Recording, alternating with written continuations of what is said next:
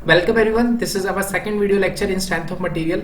इससे पहले हमने लेक्चर नंबर 1 में इंपॉर्टेंस समझा था स्ट्रेंथ ऑफ मटेरियल का।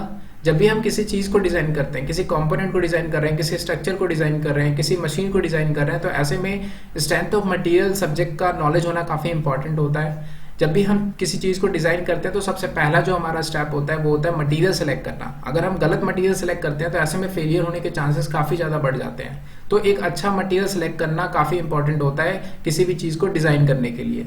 ठीक है, तो स्ट्रेंथ ऑफ मटेरियल में बेसिक हम यही पढ़ते हैं, मटेरियल का स्ट्रेंथ चेक करते हैं। जब भी हम किसी भी मटेरियल पे लोड अप्लाई करते हैं तो उसमें डिफॉर्मेशन प्रोड्यूस होता है, क्रैक्स लगना चालू हो जाते हैं। तो ऐसे में क्या है कि फेलियर होने के चांसेस काफ़ी ज़्यादा इंक्रीज हो जाते हैं। तो कोई भी मटेरियल है, लोड लगाने के बाद उस मटेरियल के अंदर कितना स्ट्रेस जनरेट हो रहा है, कितना स्ट्रेस जनरेट होता है वो चेक करते हैं। ठीक है, एक मैक्सिमम वैल्यू चेक करते हैं कि इस मटेरियल के अंदर कितना मैक्सिमम स्ट्रेस जनरेट हो सकता है। ऐसा ना हो कि लोड लगाने के बाद ये मटेरियल फेल हो जाए। समझ रहे हो? तो मटेरियल की स्ट्रेंथ हम चेक करते हैं स्ट्रेंथ ऑफ मटेरियल में। तो इसी के साथ स्टार्ट करते हैं चैप्टर 1 जिसका नाम है प्रॉपर्टीज ऑफ मटेरियल, जिसमें हम पढ़ेंगे टाइप्स ऑफ स्ट्रेस देखेंगे, टाइप्स ऑफ स्ट्रेन देखेंगे, स्ट्रेस वर्सेस स्ट्रेन कर्व ये डिस्कस करेंगे, Hooke's law, properties of material जिसमें हम डेफिनेशन डिस्कस करेंगे, इलास्टिसिटी, प्लास्टिसिटी, बेसिक डेफिनेशन हम डिस्कस करेंगे। तो जो चैप्टर 1 है ये बिल्कुल इंट्रोडक्शन है क्या है स्ट्रेंथ ऑफ मटेरियल का। बेसिक्स हम इसमें टर्म्स डिस्कस करेंगे स्ट्रेंथ ऑफ मटेरियल्स का। तो इस वीडियो में हम डिस्कस करेंगे types of stress, types of strain, pressure और स्ट्रेस में क्या डिफरेंस है, ये सारा हम टॉपिक्स लेक्चर नंबर 2 में डिस्कस करेंगे। तो चलिए इसी के साथ स्टार्ट करते हैं। तो सबसे पहला जो हमारा टर्म है वो है स्ट्रेस। अब स्ट्रेस क्या होता है? तो सपोज एक बॉडी है, इस बॉडी के ऊपर लोड लग रहा है पी अमाउंट का। जब भी हम किसी बॉडी के ऊपर लोड लगाते हैं तो डिफॉर्मेशन प्रोड्यूस होता है बॉडी के अंदर। अब क्योंकि ये बॉडी किसी मटेरियल से बना है और हर मटेरियल के पास अपना अपना मटेरियल स्ट्रेंथ होता है। मटेरियल स्ट्रेंथ का काम क्या है उस चीज़ को समझते हैं। जब हमने इस बॉडी के ऊपर लोड लगाया तो इसके अंदर डिफॉर्मेशन प्रोड्यूस होगा।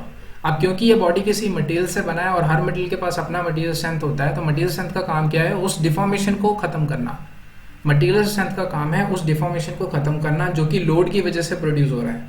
अगर मटेरियल स्ट्रेंथ डिफॉर्मेशन को खत्म कर देता है तो ऐसे में क्या है, वो जो लोड है वो लोड की वजह से डिफॉर्मेशन प्रोड्यूस नहीं होगा। अगर मटेरियल स्ट्रेंथ डिफॉर्मेशन को खत्म नहीं कर पा रहा है तो ऐसे में वो बॉडी क्या हो जाएगा, वो फेल हो जाएगा, वो बॉडी टूट जाएगा। ठीक है, ये मतलब होता है हमारा मटेरियल स्ट्रेंथ का। मटेरियल स्ट्रेंथ का काम है डिफॉर्मेशन खत्म करना। अब स्ट्रेस क्या होता है उस चीज़ को समझते हैं। देखो, जब हमने किसी बॉडी के ऊपर लोड लगाया, पी अमाउंट का लोड लगाया, अब इस बॉडी का जो मटेरियल स्ट्रेंथ है वो क्या करेगा, इस लोड की वजह से जो डिफॉर्मेशन प्रोड्यूस हो रहा है उसको खत्म करेगा। कैसे खत्म करेगा उस चीज़ को समझते हैं। लोड लगाया है इस डायरेक्शन में, जिस डायरेक्शन में लोड लगाया उसके अपोजिट डायरेक्शन में फोर्सेस इंड्यूस होंगे इस बॉडी के अंदर। ठीक है, इसके अपोजिट डायरेक्शन में फोर्स इंड्यूस होगा। अपोजिट डायरेक्शन में फोर्स इसलिए इंड्यूस हो रहा है ताकि हम डिफॉर्मेशन खत्म कर सके। इस लोड की वजह से जो डिफॉर्मेशन प्रोड्यूस हो रहा है उस डिफॉर्मेशन को खत्म करना है। तो मटेरियल स्ट्रेंथ क्या करेगा, इसके अपोजिट डायरेक्शन में फोर्सेस इंड्यूस करेगा। ठीक है, तो यहाँ पे सपोज ये पी अमाउंट का फोर्स इस तरफ लगा तो इसके अपोजिट डायरेक्शन में इस मटेरियल के अंदर इस तरीके से फोर्सेस जनरेट हो गए। ठीक है, यहाँ पे डायरेक्शन इस तरीके से है तो यहाँ पे फोर्स इस डायरेक्शन में इंड्यूस होगा। ठीक है, इस डायरेक्शन में इंड्यूस होगा। अब इसको एक कट करके देखते हैं, इस डायरेक्शन में फोर्स लगा P, इस डायरेक्शन में फोर्स लगा P। ठीक है, अब डिफॉर्मेशन को खत्म करना है तो इसके अपोजिट डायरेक्शन में इस तरीके से फोर्सेस इंड्यूस होगा।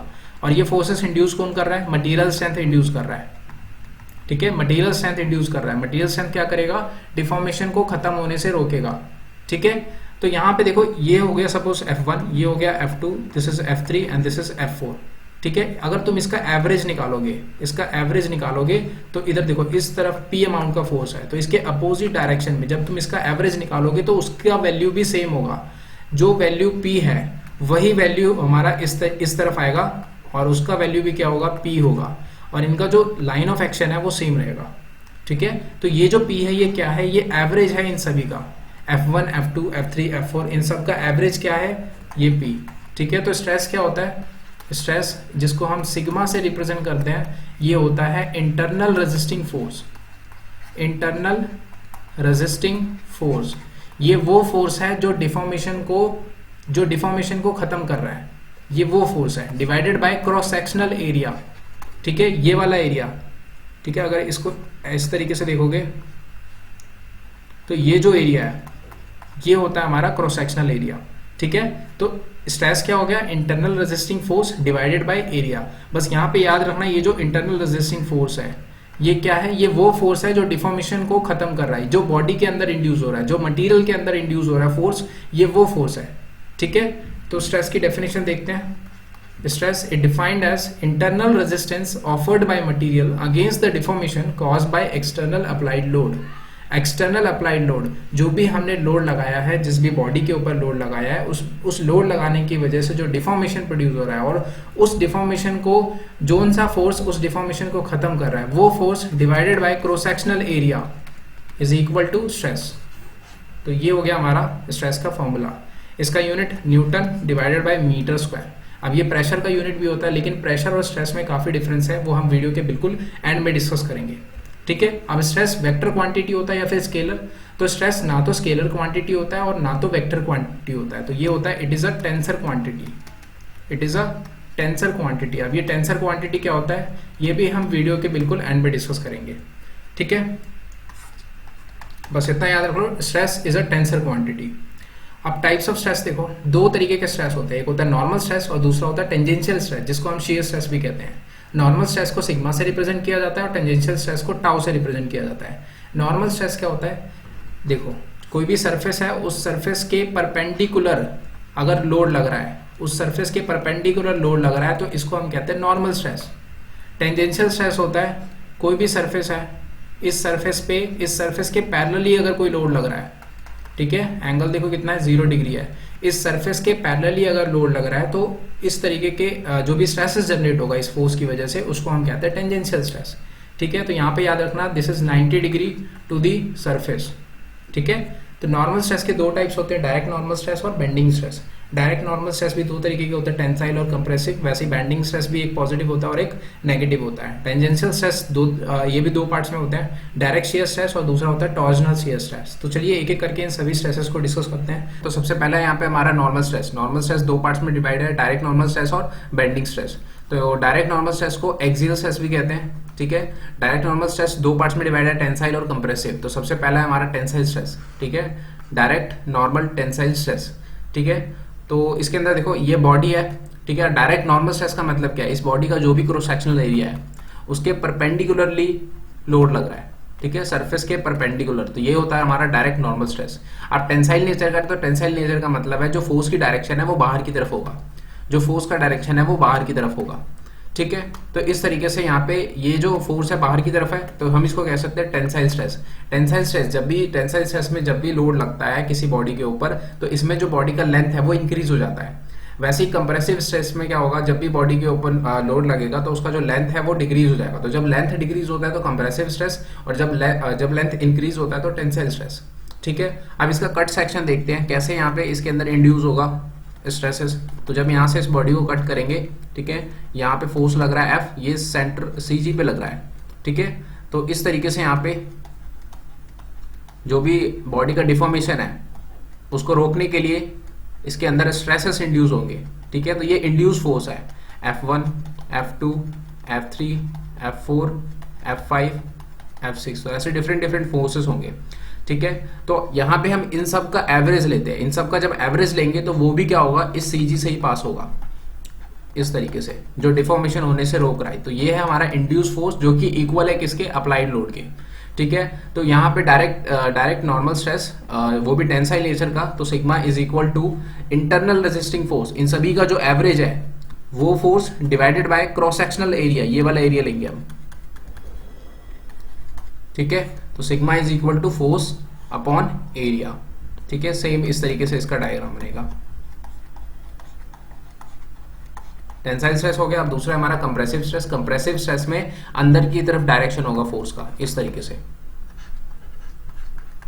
ठीक है, इस तरीके से डायरेक्शन है। तो यहाँ पे इसका कट सेक्शन देखो, कट सेक्शन, अब इस डायरेक्शन में फोर्स है तो इसके अपोजिट डायरेक्शन में डिफॉर्मेशन को रोकना है, तो कैसे करेंगे हम, इसके अपोजिट डायरेक्शन में इंड्यूस फोर्स एक्ट करेगा,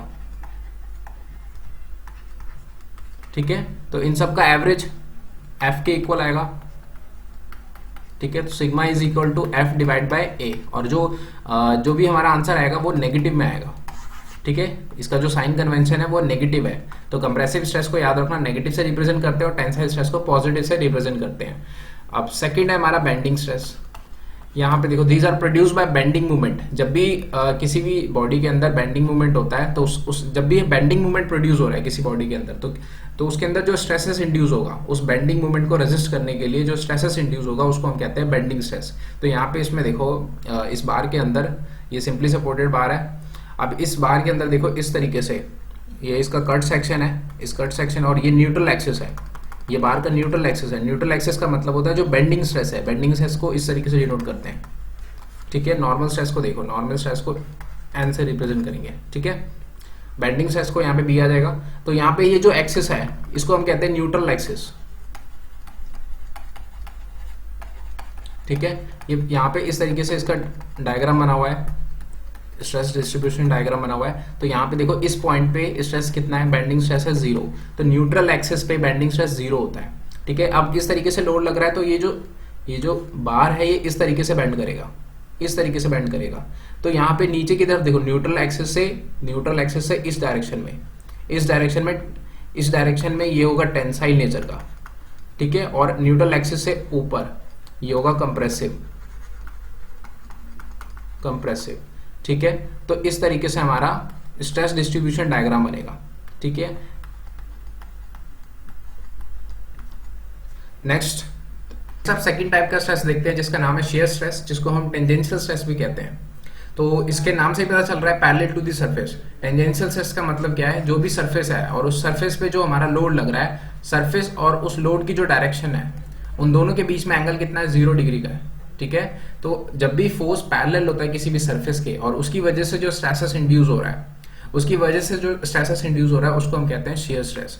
जैसे इस एग्जांपल में देखो, इस ब्लॉक में से हम ये वाला पीस निकाल रहे हैं। ठीक है, तो यहाँ पे इस डायरेक्शन में हमें फोर्स लगाना होगा, इस डायरेक्शन में हमें फोर्स लगाना होगा। अब इस बॉडी के अंदर जो फोर्सेस इंड्यूस होगा, जो इस ब्लॉक को बाहर निकलने से रोकेगा, उसकी डायरेक्शन कैसी होगी, उसकी डायरेक्शन इसके अपोजिट डायरेक्शन में होगा।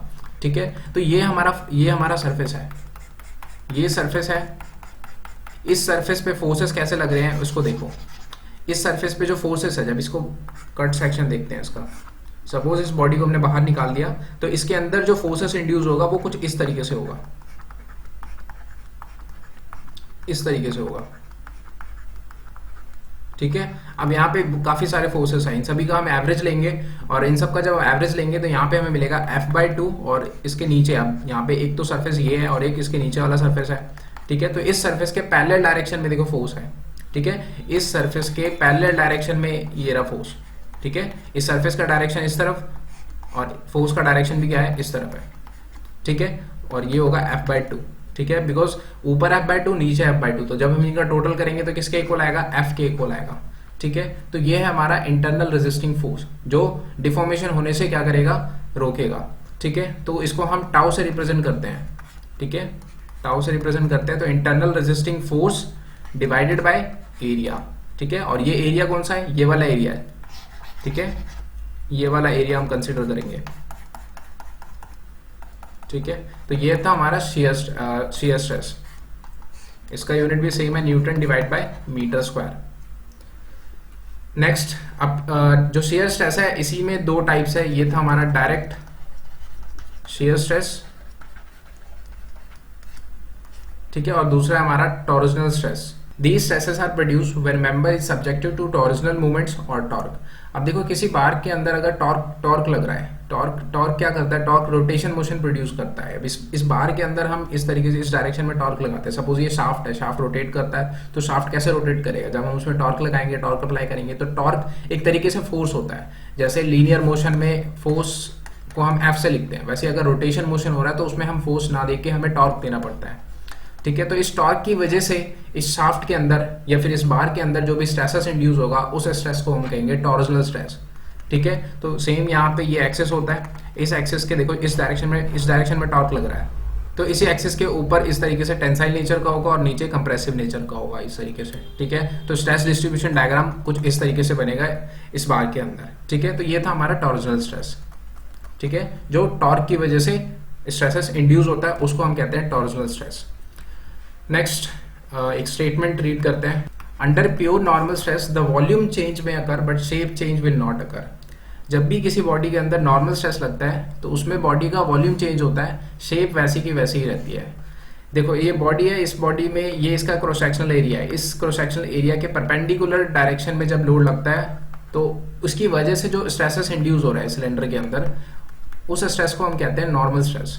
ठीक है, उस स्ट्रेस को कहते हैं नॉर्मल स्ट्रेस। तो जब भी बॉडी के अंदर नॉर्मल स्ट्रेसेस इंड्यूस हो रहे हैं तो उसमें जो बॉडी का जो वॉल्यूम है वो चेंज हो जाएगा, volume change occur but shape will not change, shape will not change. इसका मतलब क्या है, देखो ये सिलेंडर था, अब यहाँ पे जब नॉर्मल स्ट्रेसेस इसके अंदर इंड्यूस हो रहा है उसके बाद भी ये सिलेंडर है, नॉर्मल स्ट्रेस की वजह से इसका जो लेंथ है वो इंक्रीज हो गया। पहले सपोज ये L1 था, आप देखो इसका लेंथ हो गया है L2। लेंथ इंक्रीज होने से इसका जो वॉल्यूम है, सिलेंडर का जो वॉल्यूम है वो चेंज हो गया, सिलेंडर का वॉल्यूम चेंज हो गया, बट इसका जो शेप है, ये पहले भी सिलेंडर था जब इसके अंदर स्ट्रेसेस इंड्यूस नहीं हो रहा था, और स्ट्रेसेस इंड्यूस होने के बाद भी कैसा है, ये सिलेंडर है। ठीक है, तो इसका जो शेप है, शेप चेंज नहीं हुआ, लेकिन इसका जो वॉल्यूम है वो चेंज हो गया। Similarly under pure shear stress shape change will occur but no volume change will occur. देखो जब किसी बॉडी के अंदर शेयर स्ट्रेसेस इंड्यूस हो रहा है, शेयर स्ट्रेसेस कब इंड्यूस होता है, जब जो भी सरफेस है हमारा, उस सरफेस के पैरेलली, उस सरफेस की, ये सरफेस है, इस सरफेस के पैरेलली लोड लग रहा है, तो इस बॉडी के अंदर जो स्ट्रेसेस इंड्यूस होगा वो शेयर स्ट्रेस होगा। तो जब भी बॉडी के अंदर शेयर स्ट्रेसेस इंड्यूस होता है तो उसमें बॉडी का शेप चेंज हो जाता है, shape change will occur, no change in volume, no change in volume in case of shear stress. ठीक है, तो यहाँ पे देखो जब हमने यहाँ पे लोड लगाया तो इसका शेप कैसा है, इसका शेप है स्क्वायर। ठीक है, अब यहाँ पे शेयर स्ट्रेसेस जब इसके अंदर इंड्यूस हो गया तो इसका शेप कैसा हो गया, पैरेललोग्राम शेप हो गया है, तो इसका शेप चेंज हो गया, लेकिन इसका जो वॉल्यूम है वो सेम रहेगा। ठीक है, तो याद रखना शेयर स्ट्रेस के केस में जब भी बॉडी के अंदर शेयर स्ट्रेस इंड्यूस होगा तो वॉल्यूम सेम रहेगा, शेप उसकी चेंज हो जाएगी। लेकिन अगर उसके अंदर नॉर्मल स्ट्रेसेस इंड्यूस हो रहा है तो उसका शेप जो है वो सेम टू सेम रहेगा, बट उसका जो वॉल्यूम है वो चेंज हो जाएगा। ठीक है, तो बस ये एक इंपॉर्टेंट स्टेटमेंट था। अब नेक्स्ट हम टाइप्स ऑफ स्ट्रेन डिस्कस करते हैं। What is a strain? It is a ratio of change in dimension to the original dimension. जब भी किसी बॉडी के अंदर स्ट्रेसेस इंड्यूस होता है, सपोज इसके अंदर स्ट्रेस इंड्यूस हो रहा है, ये सपोज टेंसाइल लोड लगा रहे हैं इस पे, ये P है और ये P है। टेंसाइल लोड क्या करता है, बॉडी का जो लेंथ है वो इंक्रीज कर देता है। इसका लेंथ है सपोज L। अब यहाँ पे लोड लगने के बाद इसके अंदर स्ट्रेसेस इंड्यूस होगा। ठीक है, अब धीरे धीरे इसके ऊपर अगर हम लोड इंक्रीज करेंगे तो इसका जो लेंथ है वो भी क्या होगा, इंक्रीज होता जाएगा। तो ये हो गया इनिशियल लेंथ और ये हो गया इसका फाइनल लेंथ। ठीक है, अब यहाँ पे देखो इसका कुछ ना कुछ जो लेंथ है वो इंक्रीज हुआ है। ठीक है, तो ये है L और ये है LF। ठीक है, ये इनिशियल लेंथ और ये है फाइनल लेंथ। तो कितना इसके अंदर इसकी लेंथ में कितना चेंज आया, तो वो हो गया LF माइनस LI। तो स्ट्रेन क्या होता है, स्ट्रेन को इस तरीके से डिनोट करते हैं। स्ट्रेन होता है ratio of change in dimension, कितना चेंज हुआ है delta L divided by original dimension. Original dimension कितना है, ओरिजिनल डायमेंशन है LI, इनिशियल लेंथ। ठीक है, तो ये है हमारा स्ट्रेन। अभी इसका यूनिट नहीं होता क्योंकि ऊपर भी मीटर है नीचे भी मीटर है, तो मीटर से मीटर कैंसिल आउट हो गया। ठीक है, तो इट हैज नो यूनिट। और ये भी टेंसर क्वांटिटी है, जैसे स्ट्रेस टेंसर क्वांटिटी होता है वैसे ही स्ट्रेन भी टेंसर क्वांटिटी होता है। अब टेंसर क्वांटिटी क्या होता है वो वीडियो के बिल्कुल एंड में डिस्कस करेंगे। ठीक है, नेक्स्ट आप सेकंड टाइप है स्ट्रेन का, lateral strain. Lateral strain, strain produce होता है परपेंडिकुलर डायरेक्शन में in the direction of applied force, उस स्ट्रेन को हम कहते हैं लेटरल स्ट्रेन। जैसे ये बॉडी है, इस बॉडी में इस डायरेक्शन में फोर्स अप्लाई हो रहा है, इस डायरेक्शन में फोर्स अप्लाई हो रहा है, और इस बॉडी का जो लेंथ है वो इसके परपेंडिकुलर डायरेक्शन में इंक्रीज हो रहा है। मतलब इस तरीके से ऐसे पता चलेगा। सपोज इसका ये जो ब्रेथ है इसका ये B है और इसका जो लेंथ है वो है L। ठीक है, तो जब इस पे हमने लोड लगाया तो इसके परपेंडिकुलर डायरेक्शन में जब लेंथ इंक्रीज हो रहा है, ठीक है, ये हो गया हमारा कैपिटल B। ठीक है, ये L है लेंथ और ब्रेथ, तो ये हो गया कैपिटल L। ठीक है, ठीक है, तो जब इसका जो लेंथ है वो परपेंडिकुलर डायरेक्शन में ज्यादा इंक्रीज हो रहा है, ठीक है, तो इस टाइप के स्ट्रेन को हम कहेंगे लेटरल स्ट्रेन। ठीक है, तो लेंथ यहाँ पे किस डायरेक्शन में इंक्रीज हो रहा है, जिस डायरेक्शन में फोर्स लग रहा है उसके परपेंडिकुलर डायरेक्शन में जब जो लेंथ का जो चेंज है वो ज्यादा मिलेगा तो उसको हम कहेंगे लेटरल स्ट्रेन। ठीक है। तो इसको लेटरल स्ट्रेन को इस तरीके से डिनोट करेंगे, यहाँ पे ये बी है और ये कैपिटल बी है, तो इसका मतलब चेंज इन डायमेंशन क्या हो गया, B minus B divided by original length है बी, ठीक है, that is equal to delta B divided by B, ठीक है। बस हमें जो लेंथ मेजर करना है वो इस डायरेक्शन में होगा। नेक्स्ट आप थर्ड टाइप की स्ट्रेन को डिस्कस करते हैं जिसका नाम है शेयर स्ट्रेन, जिसको हम फाई से रिप्रेजेंट करते हैं। Shear strain are angular deformation caused by shearing force. जब भी किसी बॉडी के अंदर शेयरिंग फोर्स एक्ट होता है, शेयरिंग फोर्सेस की वजह से उस बॉडी के अंदर जो भी स्ट्रेसेस इंड्यूस हो रहे हैं, उस स्ट्रेसेस की वजह से जो बॉडी के अंदर चेंजेस प्रोड्यूस होगा उसको हम मेजर करते हैं शेयर स्ट्रेन से। इसको एक एग्जाम्पल से समझते हैं। सपोज एक बॉडी है, इस बॉडी के अंदर शेयर स्ट्रेसेस इंड्यूस हो रहा है। शेयर स्ट्रेसेस कब इंड्यूस होगा, जब इसके अंदर जो फोर्स है उसकी direction parallel to the surface होगा, ठीक है। ये सरफेस है, इस सरफेस के पैरेलल डायरेक्शन में इस तरीके से फोर्स एक्ट हो रहा है, ठीक है। तो इसके अंदर शेयर स्ट्रेसेस इंड्यूस होगा। तो हमें पता है शेयर स्ट्रेस के केस में वॉल्यूम जो होता है वो सेम रहता है, लेकिन उस बॉडी का जो शेप है वो चेंज हो जाता है, ठीक है। तो इसका जो फाइनल पोजीशन होगा जब इसके अंदर शेयर स्ट्रेसेस एक्ट करेगा तो उसमें बॉडी का जो शेप है वो कुछ इस तरीके से हो जाएगा, ठीक है। इस बॉडी का जो हाइट है वो सपोज h है, ठीक है। तो इसका हाइट h रहेगा, ये जो एंगल है इसको हम कहेंगे फाई, यही हमारा क्या है, shear strain. This is a angular deformation, ठीक है। और इसका जो लेंथ है वो कितना चेंज हुआ है, वो डेल हो गया है, ठीक है। तो यहाँ पे tan फाई की वैल्यू निकालो। tan phi is equal to tan होता है tan थीटा होता है परपेंडिकुलर डिवाइडेड बाय बेस, ठीक है। तो यहाँ पे परपेंडिकुलर कौन सा है, डेल डिवाइडेड बाय बेस क्या है, हाइट है, ठीक है। tan फाई को हम अप्रोक्सीमेटली फाई के इक्वल होगा, ठीक है। तो phi is equal to del divide by h। तो ये है हमारा शेयर स्ट्रेन जो कि मेजर करता है एंगुलर पोजीशन को मेजर करता है, ठीक है। लेटरल और लॉन्गिट्यूडनल स्ट्रेन सिर्फ लेंथ और ब्रेथ को मेजर कर रहा था, ठीक है, लेंथ और ब्रेथ में होने वाले चेंजेस को मेजर कर रहा था, लेकिन ये जो शेयर स्ट्रेन है ये एंगल को मेजर करता है, ठीक है। तो ये है हमारा शेयर स्ट्रेन।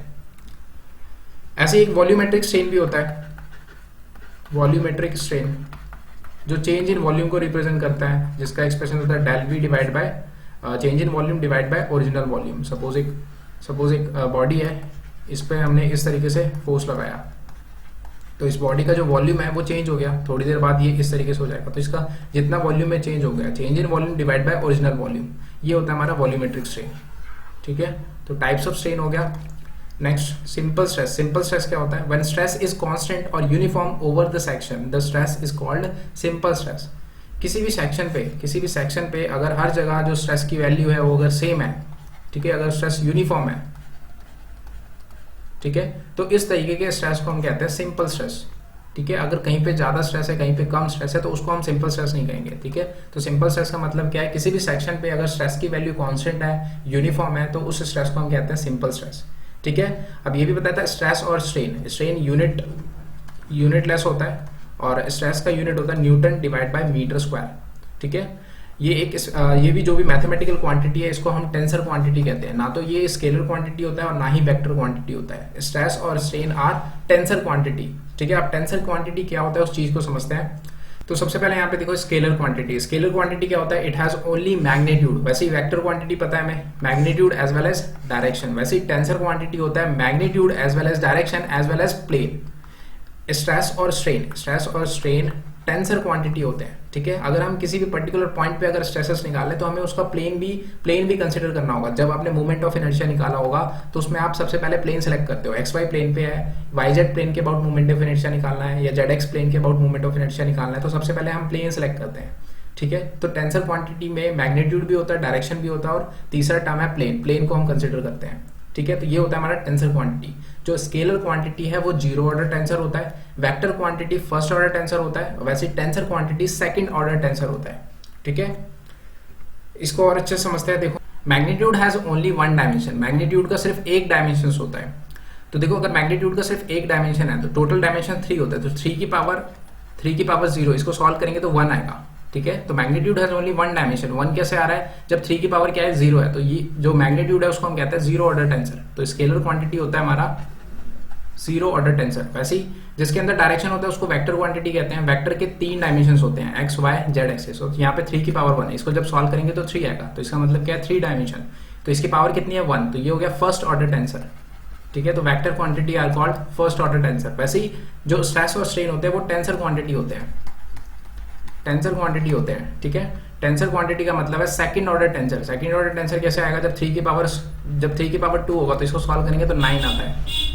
तो स्ट्रेसेस के टोटल डायमेंशंस कितने हो गए, 9 डायमेंशंस हो गए। तो जैसे जो डायरेक्शन है, डायरेक्शन के 3 डायमेंशन, मैग्नीट्यूड का 1 डायमेंशन, वैसे ही स्ट्रेसेस के टोटल 9 डायमेंशंस होते हैं। 9 डायमेंशन कौन कौन से होते हैं, डायरेक्शन में तो पता चल गया एक्स वाई जेड एक्सिस। वैसे ही स्ट्रेसेस में देखते हैं कि स्ट्रेसेस के कैसे 9 डायमेंशन, कौन कौन से डायमेंशन है उनको डिस्कस करते हैं। तो सपोज एक क्यूब है, ठीक है, ये है इसका जेड एक्सिस, ये है एक्स एक्सिस और ये हो गया इसका वाई एक्सिस।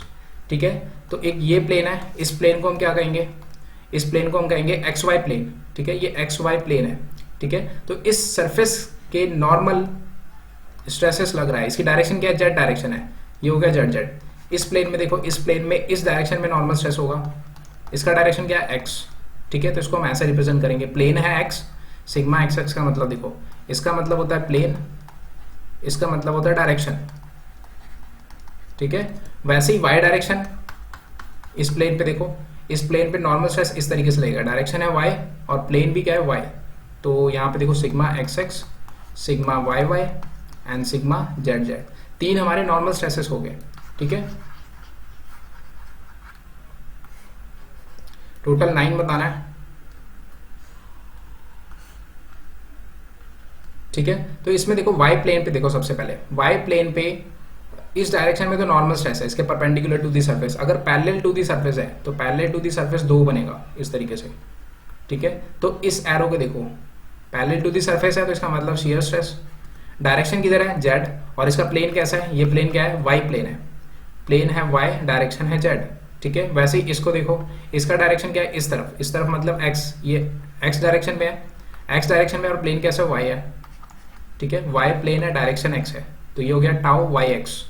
वैसे इस प्लेन पे देखो, इस प्लेन पे ये नॉर्मल स्ट्रेस है, ये डायरेक्शन है एक्स और प्लेन है जेड, तो ये हो गया tau plane Z direction X. वैसे इस डायरेक्शन में देखो, ये वाई डायरेक्शन है और प्लेन जेड है, प्लेन है जेड और डायरेक्शन है वाई। वैसे ही इसमें आ जाओ, इस प्लेन पे आ जाओ, तो इस पे ये नॉर्मल स्ट्रेस है, इसके अंदर CS stresses parallel to the surface. ठीक है, तो एक ये डायरेक्शन होगा और एक ये डायरेक्शन होगा, तो इस डायरेक्शन, ये डायरेक्शन किस तरफ है, जेड की तरफ है, डायरेक्शन है जेड, प्लेन है एक्स। ठीक है, तो ये हो गया एक्स जेड। वैसे ही प्लेन एक्स, डायरेक्शन वाई, इसकी वैल्यू बता रहा हूँ, तो ये हो गया एक्स वाई। तो यहाँ से क्या समझ में आ रहा है, टोटल किसी भी पर्टिकुलर पॉइंट पे अगर हमें स्ट्रेसेस निकालना है तो टोटल 9 वैल्यूज आएगा स्ट्रेसेस का। डिफरेंट डायरेक्शन में जो वैल्यू है स्ट्रेसेस का वो डिफरेंट होता है। तो स्ट्रेस के याद रखना टोटल 9 डायमेंशंस होते हैं, इसलिए इसको हम सेकंड ऑर्डर टेंसर कहते हैं। अगर हमें स्ट्रेसेस निकालना है तो जिस भी प्लेन पे हम स्ट्रेसेस निकाले उस प्लेन को भी हमें डिफाइन करना पड़ेगा।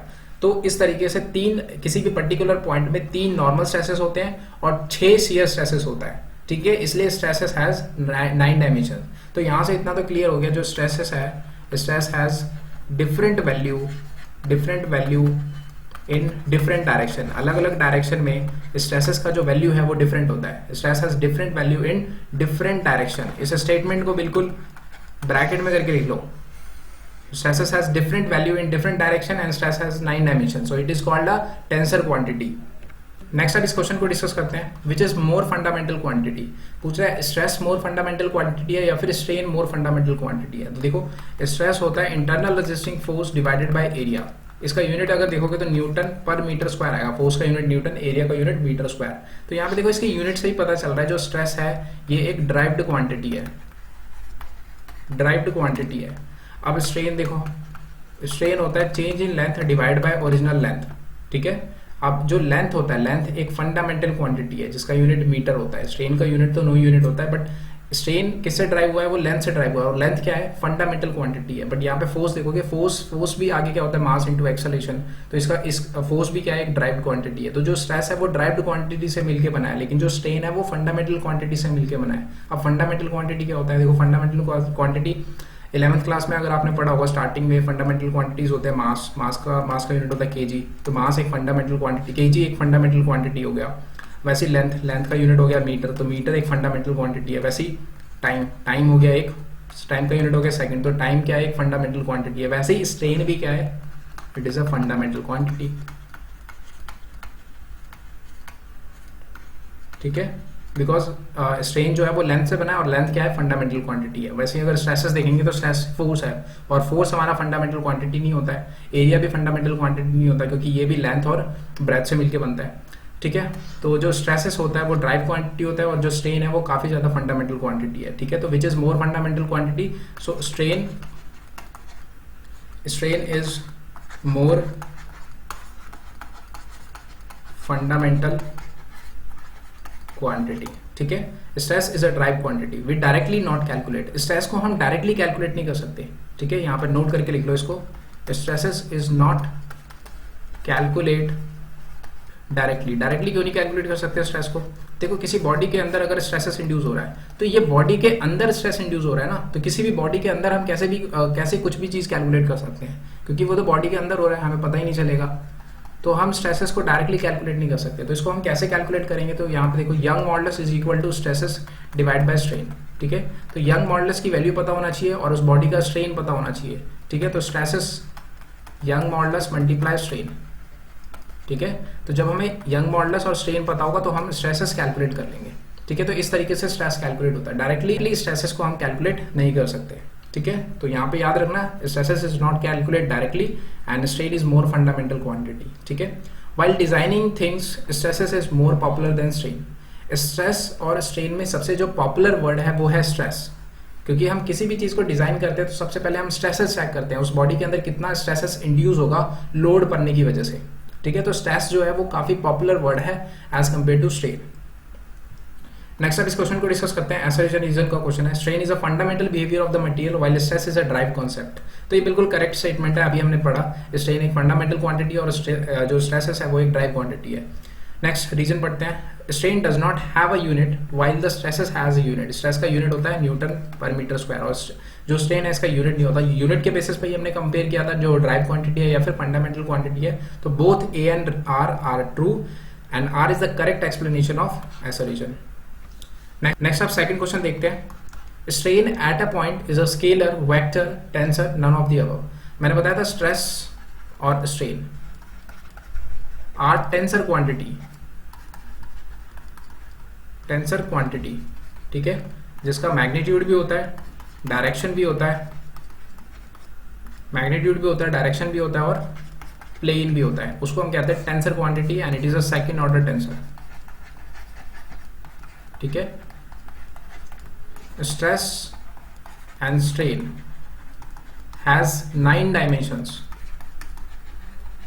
9 डायमेंशंस होते हैं।